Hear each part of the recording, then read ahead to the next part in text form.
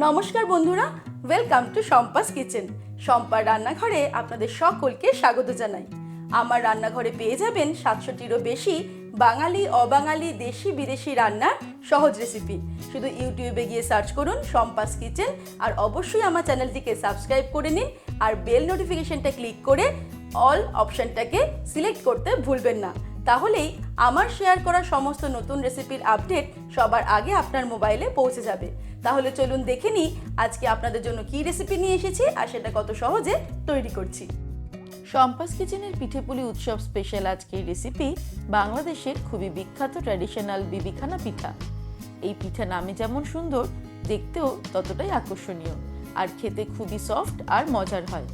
আমি তৈরি করে দেখাবো দুটো সহজ পদ্ধতিতে, যেটা আপনাদের সুবিধা মনে হয় সেইভাবে ট্রাই করতে পারেন আপনারা। তাহলে চলুন শুরু করি। সবার প্রথমে আমি একটা বোল নিয়ে নিয়েছি, তার উপরে নিয়ে নেব একটা ছাঁকনি। এর মধ্যে নিয়ে নেব 1 কাপ পরিমাণে চালের গুঁড়ো। চালের গুঁড়োর সঙ্গে আমি হাফ কাপ পরিমাণে ময়দা অ্যাড করছি, তবে আপনারা চাইলে সম্পূর্ণটাই চালের গুঁড়োতে করতে পারেন, কিন্তু চালের গুঁড়ো দিয়ে এই বিবিখানা পিঠে তৈরি করলে পিঠেটা একটু শক্ত হয়ে যায়, তাই পিঠেটাকে নরম করার জন্য আমি ময়দার ব্যবহার করলাম। এই পিঠেটাকে আরও সফট করার জন্য আমি এর মধ্যে অ্যাড করছি 1 টিস্পুন বেকিং পাউডার। এবারে সব কিছুকে চেলে নেব।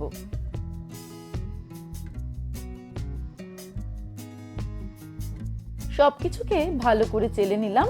এবার চলে যাব পরের স্টেপে। এবারে একটা বড় সাইজের বোল নিয়ে নিয়েছি, এর মধ্যে দুটো ডিম আমি ফাটিয়ে নেব।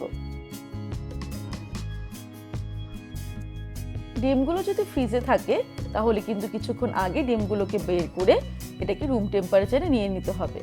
আমি দুটো ডিমই ভেঙে নিলাম, তারপর একটা হুইস্কের সাহায্যে এটাকে মিনিট খানেক বিট করব।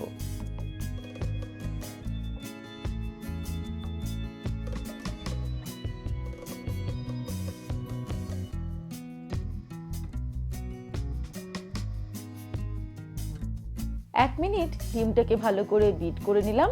এবারে আমি এর মধ্যে অ্যাড করে দেব হাফ কাপ পরিমাণে নলেন গুড়।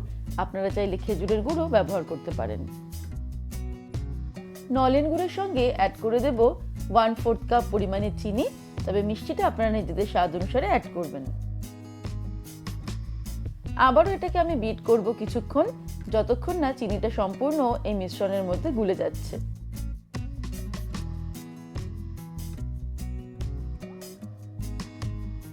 চিনিটা সম্পূর্ণ এই মিশ্রণে গুলে গেছে। আমি প্রায় 5-7 মিনিট ধরে এটাকে বিট করলাম। এবার এর মধ্যে অ্যাড করে দেব 1/4 কাপ পরিমাণে ঘি। আপনারা রিফাইন্ড অয়েলও ব্যবহার করতে পারেন, তবে ঘি ব্যবহার করলেই এর টেস্টটা আর ফ্লেভারটা ভালো হয়।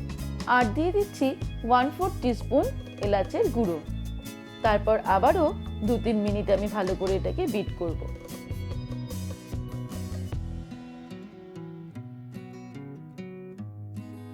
ভালো করে ঘিটাকে মিশিয়ে নিয়েছি। এবার আমি এর মধ্যে চালের গুঁড়ো আর ময়দার মিশ্রণটা অ্যাড করব, তবে সম্পূর্ণটা একেবারে অ্যাড করব না। আমি দুবারে এর মধ্যে অ্যাড করব আর হুইস্ক দিয়ে মিশিয়ে নেব।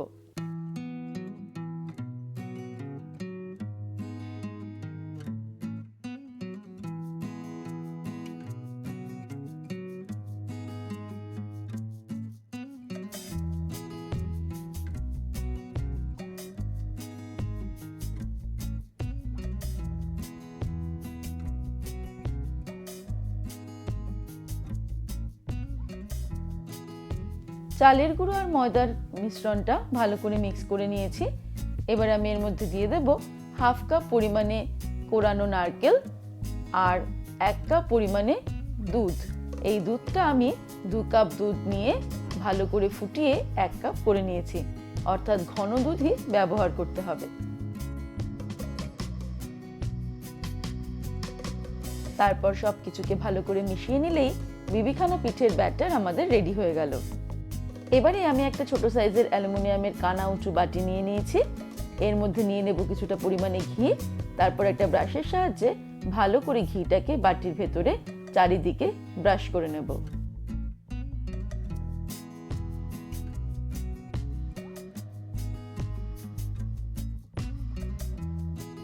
একইভাবে একটা অ্যালুমিনিয়ামের ফয়েল নিয়ে নিয়েছি, এটাতেও আমি ঘি মাখিয়ে নেব। আপনারা হাতের কাছে যেটা পাবেন সেটাই নিতে পারেন।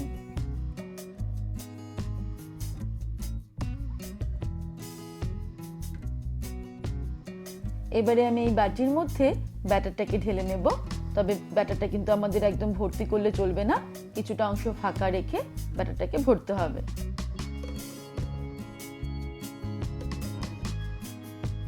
ব্যাটার ঢালার পরে বাটিটাকে সামান্য ট্যাপ করে নেব।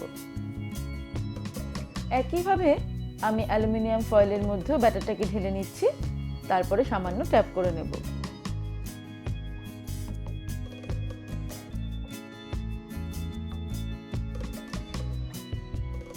এবার একটা কড়াইয়ের মধ্যে একটা কিচেন তোয়ালে রেখে তার উপর একটা র‍্যাক বসিয়ে নিয়েছি। এবার এর উপর দিয়ে আমি গরম জল ঢেলে দেব।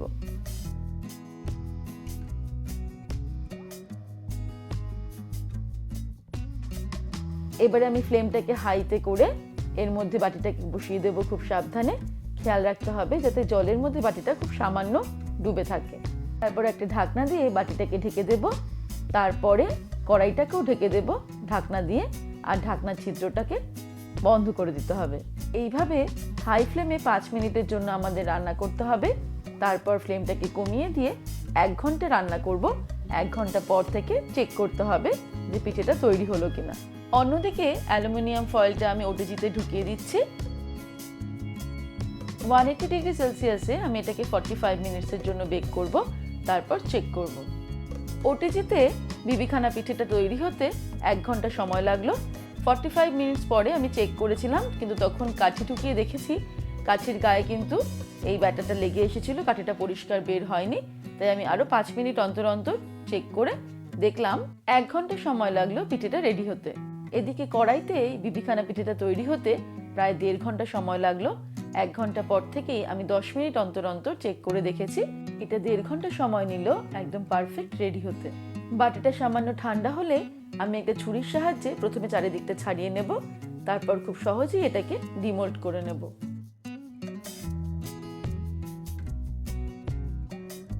এই দেখুন খুব সুন্দর আমাদের বিবিখানা পিঠেটা তৈরি হয়েছে।